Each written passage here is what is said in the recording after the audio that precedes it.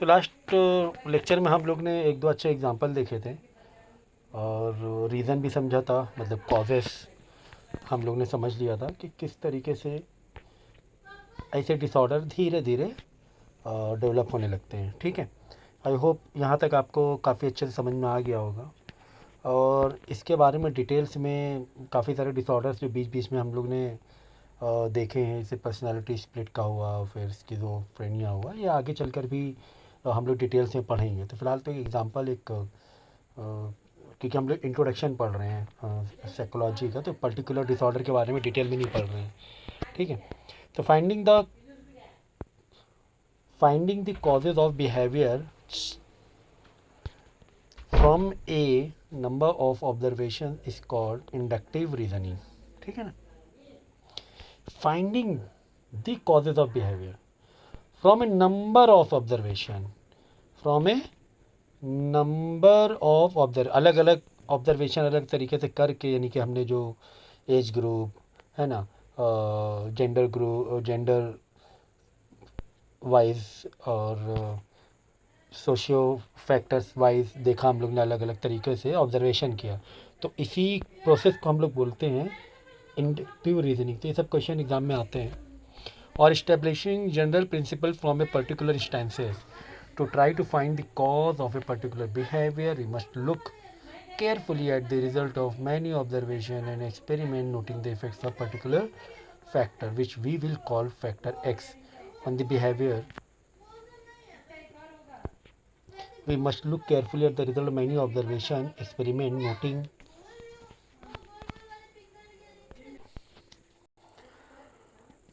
to find the cause of particular behavior. We must look effects of particular. We must look carefully at the result of many observation and experiment. ठीक है ना, तो अगर हमें reason पता करना है कि किसी पर्टिकुलर बिहेवियर या डिसऑर्डर है किसी पर, तो उसका रीज़न अगर हमें पता करना है तो हम लोग क्या करेंगे, ऑब्जर्वेशन करेंगे एंड एक्सपेरिमेंट करेंगे, और उससे धीरे धीरे पता करेंगे, नोट डाउन करेंगे, noting the effects of particular factor, कि कोई एक फैक्टर है, जैसे कि किसी का कोई बिहेवियर है ना एबनॉर्मल है, तो हम लोग उसके आजू बाजू फैक्टर देखेंगे कि ऐसा क्यों कर रहा है। क्या ये फाइनेंशियली बहुत डिप्रेशन में है, क्या ये इमोशनली टूटा हुआ है, ब्रेकडाउन है, क्या इसको और कुछ इश्यूज़ हैं, बीमारी कुछ पहले से ही कुछ बीमारी है इसको, एक होता है ना जेनेटिक भी होता है, एक जेनेटिक भी होता है, तो क्या जेनेटिक तो नहीं है। तो अलग अलग फैक्टर पे स्टडी करेंगे, उसके साथ कौन सा फैक्टर मैच हो रहा है ज़्यादा उस पर्टिकुलर सिचुएशन पे, वहाँ से हम लोग कंक्लूजन निकालने की कोशिश करेंगे। So which we will call factor X on the behaviour under study if we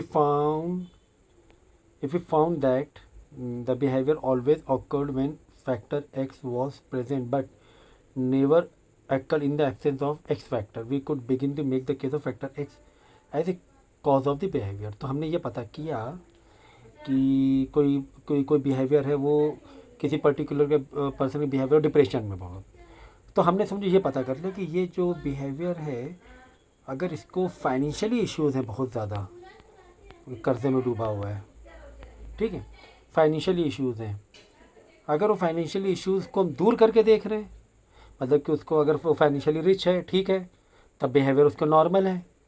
ठीक है ना, और जैसे फाइनेंशियली क्राइसिस आते हैं, फिर उसका बिहेवियर बहुत ही एंगर हो जाता है, वो उसका गुस्सा बहुत छोटी छोटी बात में आने लगता है।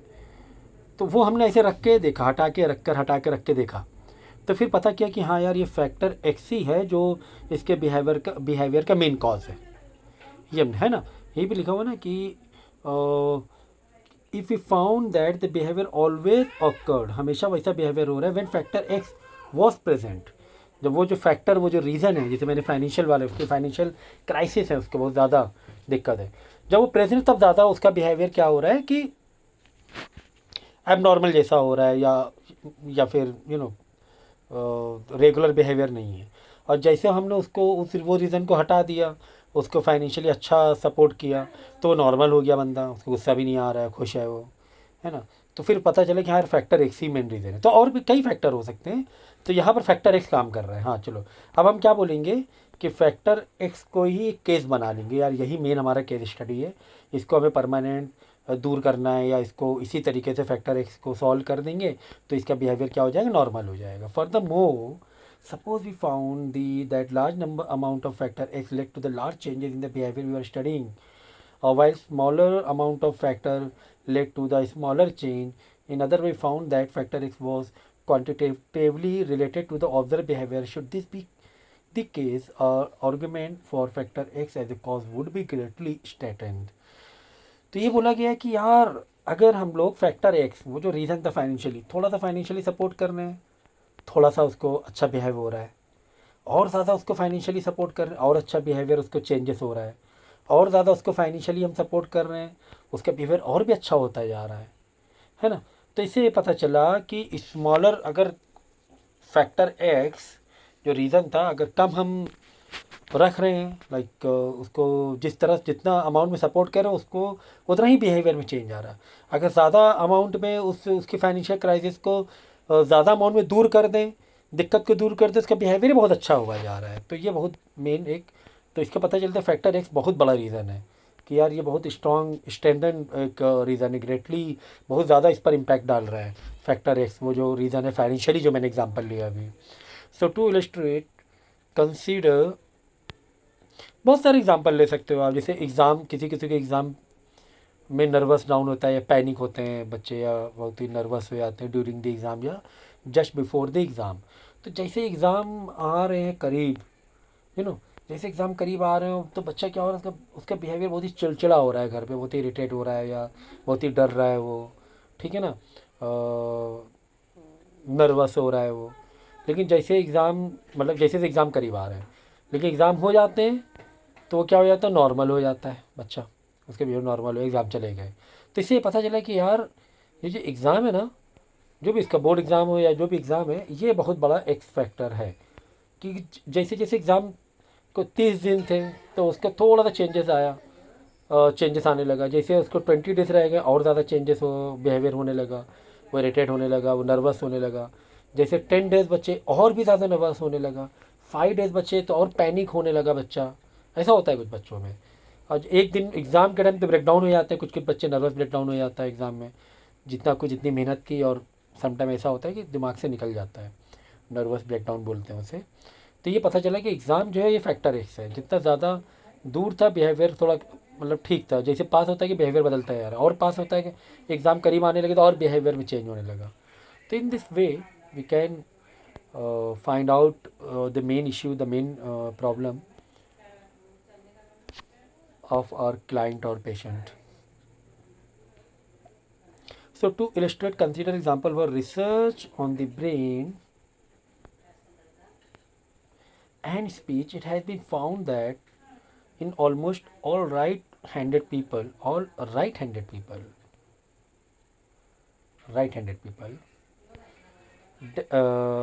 damage perhaps from a stroke to an area of the left cerebral hemisphere impairs speech in certain ways. तो इसकी डिटेलिंग आगे बाद में है।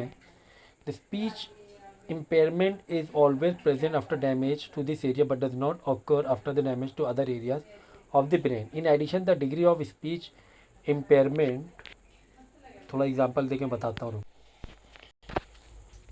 सो देखो इस पैराग्राफ में यही बताया गया है कि जो राइट हैंडेड पीपल हैं उनको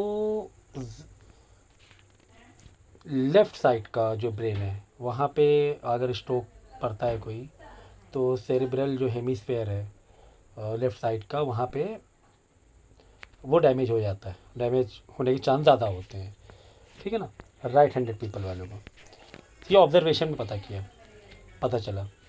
और आगे डिटेल्स में तो उनको है ना स्पीच इम्पेयरमेंट की दिक्कत होती है, लाइक उनको देखो अक्सर आपने देखा हो कि लोग अटक अटक के बात करते हैं, अटक के बात कर रहे हैं, ठीक से बात नहीं कर पा रहे हैं, है ना, क्या बोलते हैं उन्हें in normal language, Hakla sorry हकलाते हैं, वेरी सॉरी। तो उनको ये दिक्कत होती है, ठीक है, ठीक से बात नहीं कर पाते हैं। तो उसका रीज़न क्या है कि कि लेफ़्ट जो साइड है ब्रेन का,